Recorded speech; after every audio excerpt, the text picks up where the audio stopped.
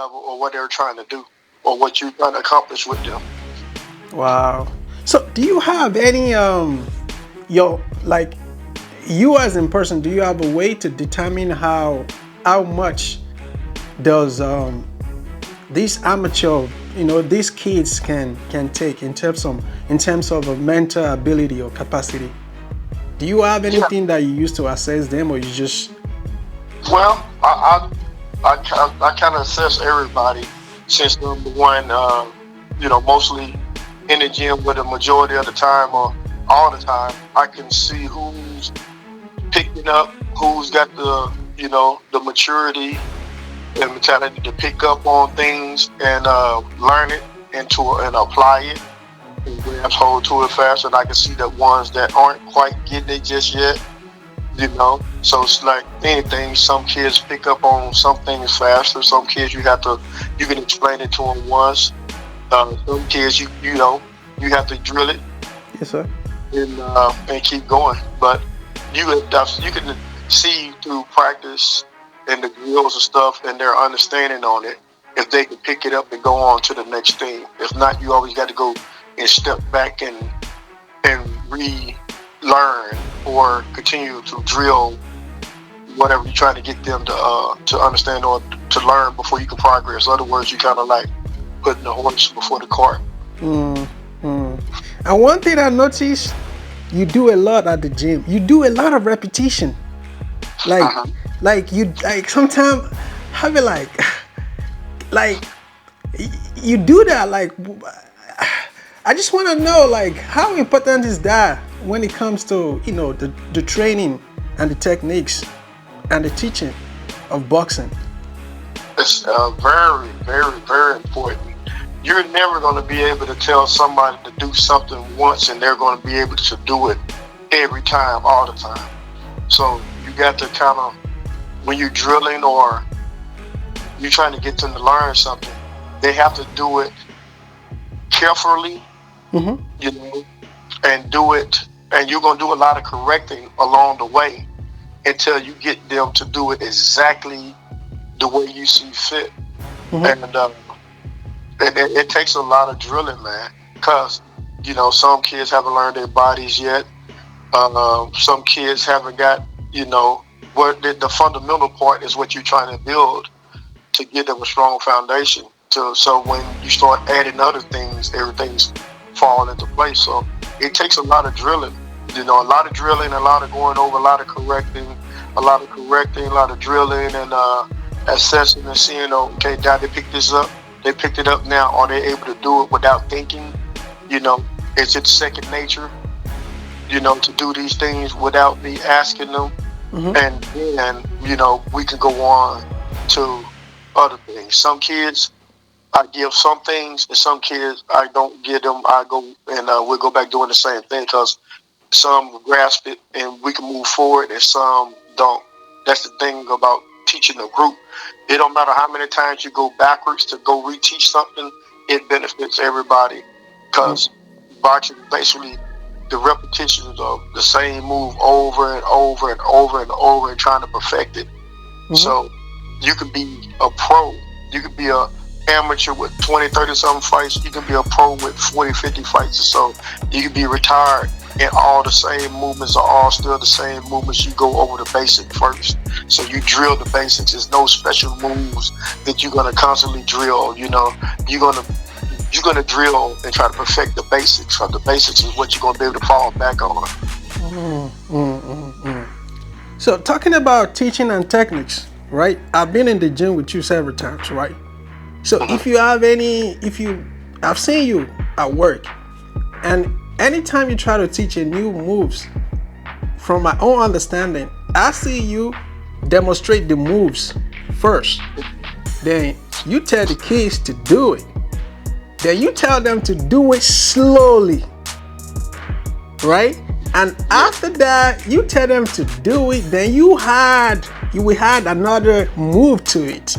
Do you have a techniques that you use in terms of your own teaching of boxing? Because from what I've seen from you, that's what I can see you do. But do you do you have your own way? Can you elaborate on how you teach boxing? Well, it's even goes back to when I was training and my journey through all type of arts and stuff, martial arts, boxing, Western boxing, and everything. It was always shown to me how to perform these moves, and from my coach that I learned a lot from, not just the moves, but a lot about coaching. It's all about being detailed and being able to show the move and be able to tell from that standpoint on things that will happen, and then being able to add on what's going on down the road, or what's to be expected after these certain moves or certain things, and that's how I take my approach to it. The same way my coach I learned from my coach teaching me. He showed the move, then we explained the move, and then we tried to perform the move, and doing the performing part of it, if we could do it, then we went into detail on certain reactions and stuff that will happen during this move, or options out of it, or so. So there's always room to expand on it, but you got to get the basic parts and understanding of the move first. But it only happens if you have the foundation. Then that's it. Any other move is basically the basic move done in a different way. So once you learn the basics, no special moves are special. They're just another way of doing the basic moves. It's just another option of doing the basic moves. So once you learn the foundation of it, the basics, then you're able to expand on moving and doing other things forward. And moving forward and doing other things with those basics. Wow.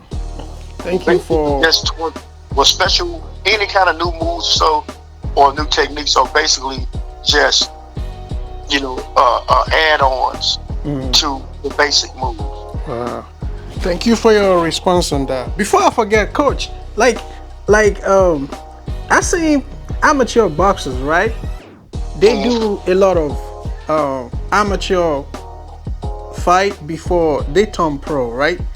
Like, on the average, what's the minimum number of fight do you think an amateur boxer should have at least before they turn pro? At least. Me personally, yes, sir. I would like to see one of my boxers have at least over 100 amateur boxing bouts. Wow. Over 150 boxing matches. That would take like how many years to get? Not really that many at all. You just got to be able to get to those events. Yeah. So Coach, say we have 4 fights every month, right? So 4 multiplied by 12, because we have 12 months in a year. That's like 48. That's 1 year. And having 4 fights as an amateur every month is a lot of fight. That's what, if you're talking about trying to be now, the conception of a pro and a good pro. Yeah. A solid pro. Yeah. Those are the things that you need to do to become a solid pro. And, everybody have their different takes on it or so. But from the things that I've seen and I evaluated so far, watching all the top level pro guys that are out doing it, and they're the ones that are always been on top. These guys have always had over 100, 200 or more amateur boxing bouts or so, and not just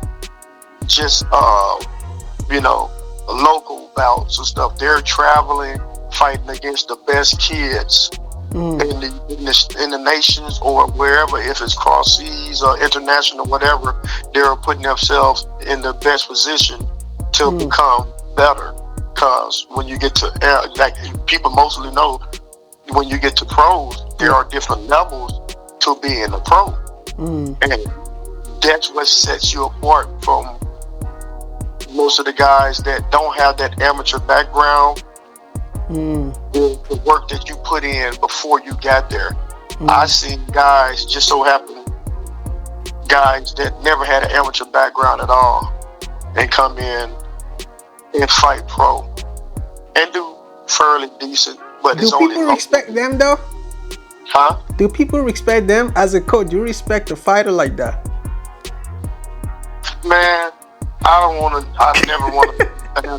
It's like you have to have respect for anybody that gets in there. In the ring, yeah, you're right. Thanks for that correction, coach. Yeah, you got to have respect for anybody that get in that ring. Yeah. Okay, but that takes a lot to get in there. In the ring, yes. You know somebody's gonna try to do something to you, but for a person to get in there over 20, 30, 40, 50, 60 times or so, and constantly put themselves in that pressure, and constantly put themselves in that type of pressure, and to force them to learn, to get better and stuff, and to, critique everything they did, there it will be a more solid person. It's more like you get a person that learns a job from a guy that never learned the job.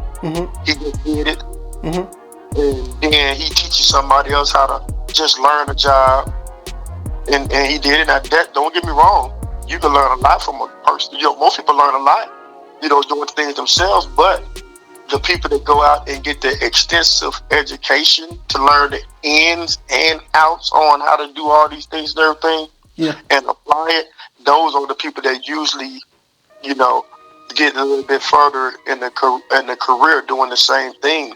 So now applying that to boxing, you have guys that's just, they go and, hey, they fought, hit mitts a couple times, so I want to be a pro.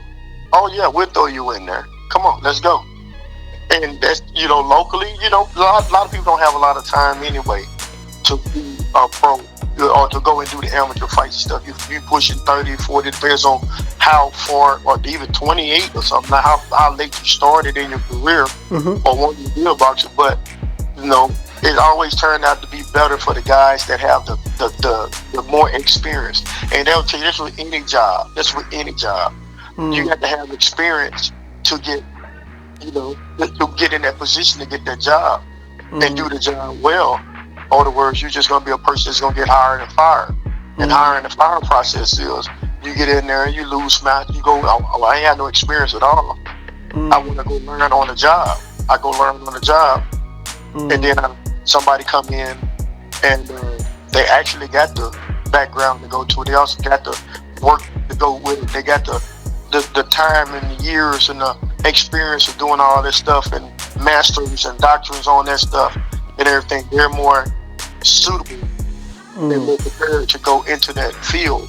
So when it comes to a guy that has no amateur boxing experience or one or two boxing matches or so, and you have a guy that got 70, 80, 100, 150, that guy that has the most experience getting in there fighting tough opponents is going to be the one that's be more prepared for the job. So, yeah, you got to be prepared for that job, man. And I see a lot of guys that do it just to do it and say, oh, I've done it.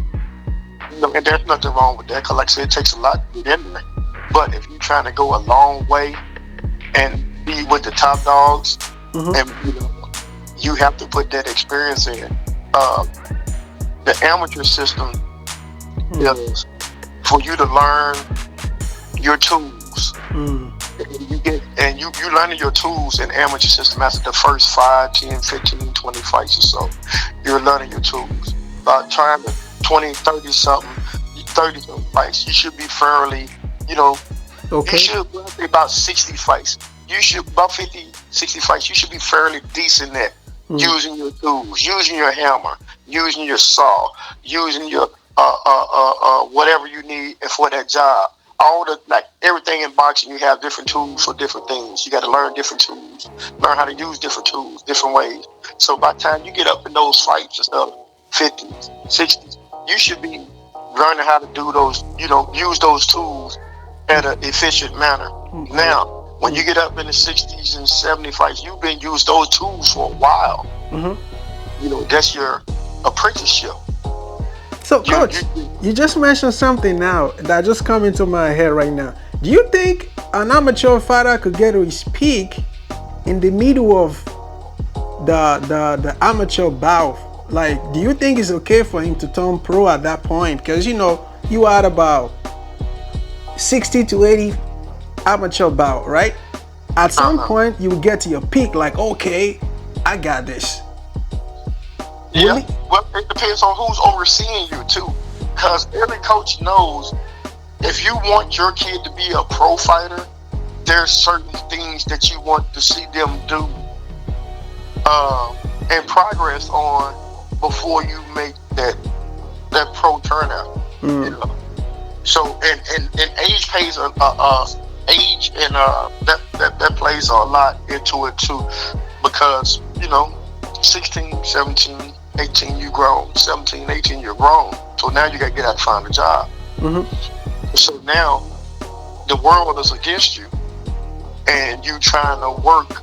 This is what happens to mostly everybody that tries to box or do anything past that adolescence time. Because now you got to fend for yourself. So now you can't, you got to figure out, am I going to go to practice? Am I going to go try to train? Am I going to be all in?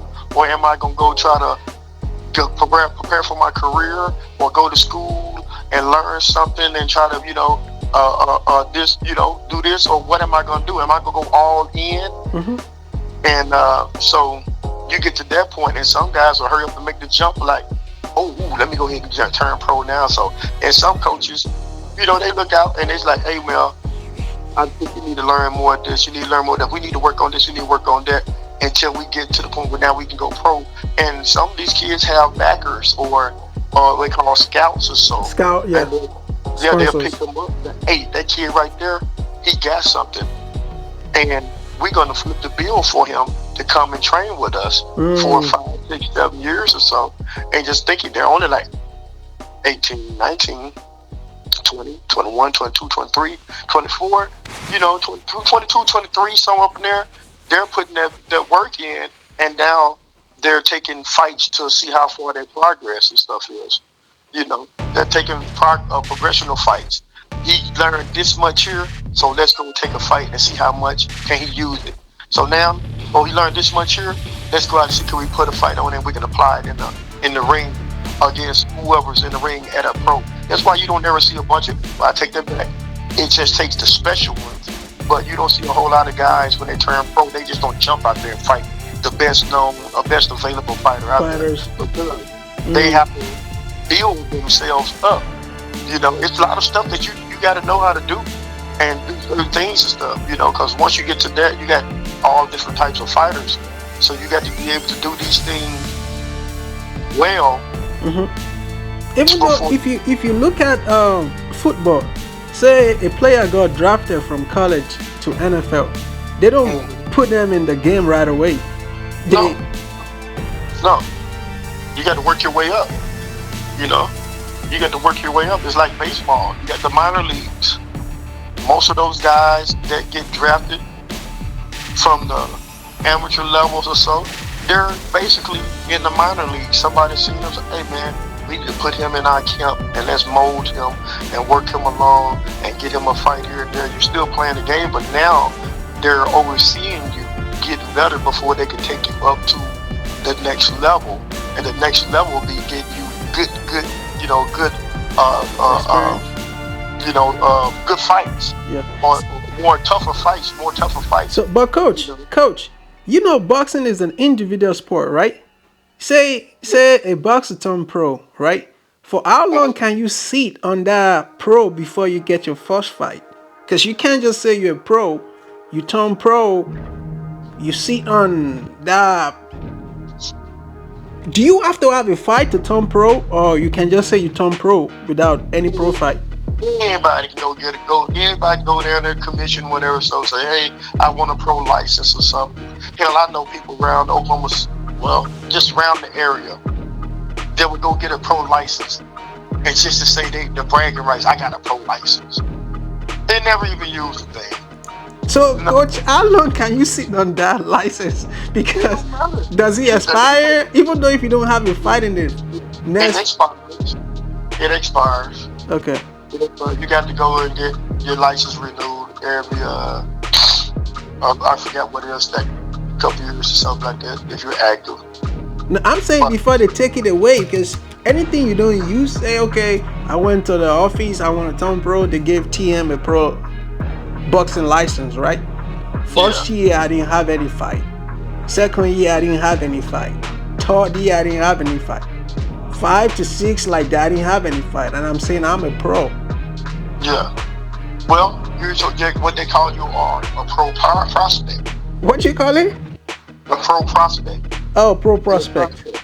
So those guys are not just fighting; they're in the gyms with guys that are pros fighting, and they're sparring those guys. Okay. Until their coach see, like, you know what? I think he's ready for a fight, and they'll pick a fight. You know, like those guys are still in the amateur system. Don't think because they're want to turn pro, they're still in the amateur system. They'll go and get an amateur fight until they're ready to go pro, or they're pro prospect and get amateur fights. So you could, Coach, you could have your pro license and still do amateur fight. No. Okay. No. But I'm saying, but you turn to a pro prospect, so what they have is a pro coach will pick you up. Okay. And you still have your amateur license, but they're training you, and you're working out with pros. Pros, yeah. They're doing pro style workouts and stuff, and the coach is taking you to amateur fights. Okay. And they're putting you through there, and they want to see how you perform while they're training, because you know, if they're training pros, they want you to be able to have a certain amount of knowledge and what they instilled into you to be able to apply it. And once they see you can apply it well in good amateur fights, because look, most of those guys like the big name guys, they done fought in the amateurs before. Yeah, before they even got to the pros, they done fought in the amateurs before. Because they're getting up those high number fights, and they're looking for the best amateur guys to fight in their weight class or whatever weight class, or what 3 pounds, 2 pounds, whatever. So comes to that weight class, they're looking, and because they're trying to sharpen their craft. So they're looking back and forth across the United States. Oh, they got this kid over here, we're gonna travel out there to go fight. We got this kid over here, we're gonna travel out there to go fight. And they're trying to fight the best best amateur guys. Like you get up to like 30, 40, 50, 60, 70 something, about 60, 70 something fights, 80 fights. You should be pretty decent at what you're doing. Of course. Of course. Should be. Now, when you're fighting somebody, those guys are going out there trying to look and see, okay, now how good is this guy? Well, we want to try to fight him. And if my guy goes and just runs through him, all right then, well, we're going looking for the next one. So Coach, since we're still talking about boxing fundamental, is there any difference between a pro fighter and an amateur fight in terms of training and techniques? Yeah, well, yeah, it is. Techniques are the same, but the training. The training is the workout. It should be close to the same. Besides the pro stuff, you're trying to slow them down because amateurs, you only got 3 rounds. Yeah. You only have 3 rounds and 2 minutes and 30 seconds in a round. Okay. So you got 2 minutes, 30 seconds in a round. And once that's it, that's over with. So you don't have time to go. And what pros guys do, they have 4 rounders, 6 rounders, 8 rounders, and you learn how to go and set things up So, coach, can you explain? Can you elaborate on that? The 4 rounders, 6 rounders, 8 and 10. Because I seen it. Because I was confused too. I remember the last fight that I was at the event. I think the pro they went 4 rounds. Yeah. So what's the difference? Well, they just start. Those are pro rounds. You're starting out. Those rounds are shorter because you're getting you to adjust to. Okay. Pro rounds. You're getting to just starting out, adjusting to fighting 6 rounds. Adjusting to fighting 8 rounds. Adjusting to fighting 10 to 12 on and up. Because you just can't go in there and just come from an amateur. And you just only been fighting 2 minutes, 30 seconds and 3 rounds and just go over there and think you're just going to go fight 4 rounds. Yeah. You know, you're not ready. Some will be conditioned for that, but it's a different type of game. And you just can't go in because you'll burn yourself out. You go fight like an amateur to go in and get your points in and try to hurry up the score and impose your will on that person within 3 rounds. You can't do that in pros. It's so funny. I've seen a lot of pro fighter too. Amateur fighter. They do that during their fight. And there sometimes I've seen people that was able to do like a first 2 round, like rush, and they get to the 3rd round, it's like they can't even get their breathing out. They get tired. Yeah, that's the conditioning part of stuff. Because in the amateurs, you have to hurry up and get your points. You have to get your points, deny the other person their points, and be able to, it's fast paced, and be able to apply your pressure to that person and score your points. So, coach, pretty much it's like amateur is a little bit tougher or harder than the pro then. Yeah, pros, it slows down a lot. Okay. Because now you got 4 rounds in 3 minutes. 3 minutes. To play with. But now, that don't mean you can't work, but now you get to sit down and slow things down and work on setting certain things up. Work on setting certain things up. So amateur, you got to impose. You can set things up, but you only got 3 rounds and 2 minutes and 30 seconds to do it. So you kind of go in and just get yours, and go.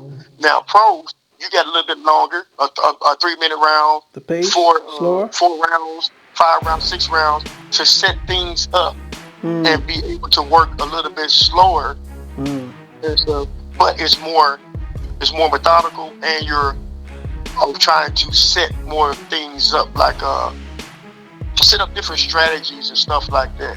But the amateur style boxing has came into the pro style with more of the European guys, the Cuban, some Cubans are more the European guys coming in, and so called their whole style is more like an international style, fast-paced, quick counters, backwards, forwards, always moving on their toes and stuff, in and out, stuff like that.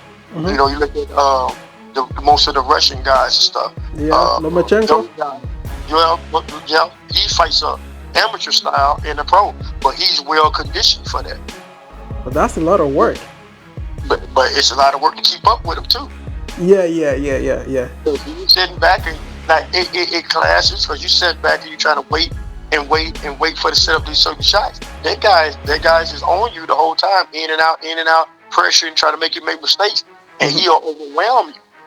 So you kind of got the game plan for all that stuff too. So that's when you get the pro guy fighting the amateur style against the pro guy fighting the pro style that sits back and watches stuff. So that's when the more strategic stuff get into it. And you got to now he coming forward, he's taking all these different angles to get to me and stuff. But now he's in a grown man's body more than a kid's body. But you got to have a certain amount of conditioning to go with that too. So you look at the fast pace, like Manny Pacquiao fights. And stuff. Same thing. I was about to say that, coach. Yeah. Exactly. Those guys fighting stuff, and that's the pace that. That's like a pace that amateur guys fight, but they have the conditioning for that. They have trained to be conditioned for that.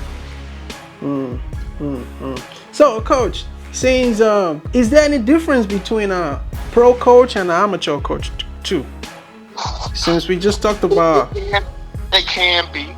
They can be. If you don't have the knowledge of a pro coach to see certain things and set things up and work your fighter and so far like setting up things, it could be a different because amateur coach, you're more focused on getting them to get points, get in and out, get points, apply pressure and get points.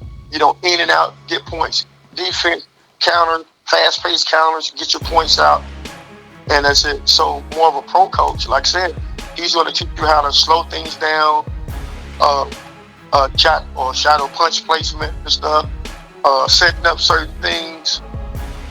So yeah, and then a certain level of conditioning and different kind of conditioning, different kind of training sessions and stuff. Pro guys will train two times a day at least. a day, yeah. Two times a day, maybe 6-7 days a week or so. 2 or 3 hard sessions, or 3 hard sessions, 2 cardio sessions or so, or 3 cardio sessions or so like that. And they're doing cardio all around, which versus an amateur guy, he's doing cardio, little strength and conditioning, cardio, and speed. Pro guys are throwing power, so pro coaches teach you how to throw and sit down on your punches and do certain things that actually, what more pertaining to power. So sometimes you can mix the two if you know what you're doing and you know your fighter. But it depends on who you're fighting to, Okay. So, coach, for you to be a pro boxer, you have to be an amateur first, right? So for pro coach too, do you have to necessarily be a amateur coach first before you switch or turn to pro coach? No. You said, man, it's like if you want to be a pro fighter, you go down there and get your card, give me information, do your physicals and everything, pay your fee, whatever it is, and you got your pro book. If you want to be a pro coach or so, you go do the same thing, get your license and everything, background check, I'm assuming, and all that other stuff. And now I can go coach pro. So they don't check your number of bouts? No. As an amateur boxer, you check your number of amateur fight. So in pro, they don't check that too? No. Well, they do. They check it, but there's nothing to hold you back from coaching. There's nothing to hold you back from fighting. Like I said, you can be a pro guy and not have not one amateur fight at all. Wow. But it's more preferred if you're trying to move somebody along the right way